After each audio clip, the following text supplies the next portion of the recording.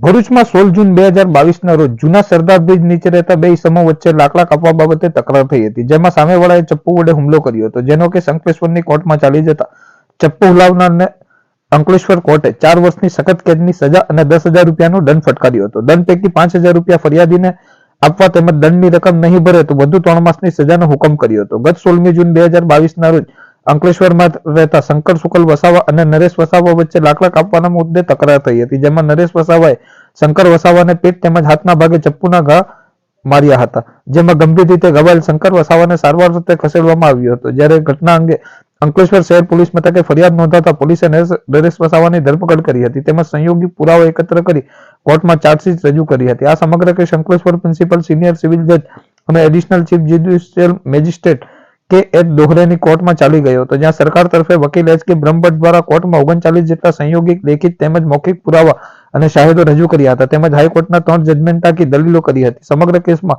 નરેશ વસાવાએ હુમલો કરી ચપ્પુ નર્મદા નદીમાં નાખી દીધું હતું, જે મળી આવ્યું ન હતું. છતાં કોર્ટમાં આ મુદ્દે વિવિધ કેસ સ્ટડી રિપોર્ટ અને જરૂરી પુરાવાની દલીલોના આધારે કોર્ટ દ્વારા IPC 326માં આરોપી નરેશ વસાવાને કસૂરવાર ઠેરવી 4 વર્ષની સખત કેદની સજા અને 10,000 રૂપિયાનો દંડ ફટકાર્યો હતો. જો દંડ ન ભરે તો 3 માસના વધુ કેદની સજા તેમજ દંડની રકમમાંથી 5,000 રૂપિયા ફરિયાદી પક્ષને ચૂકવવાનો હુકમ કર્યો હતો.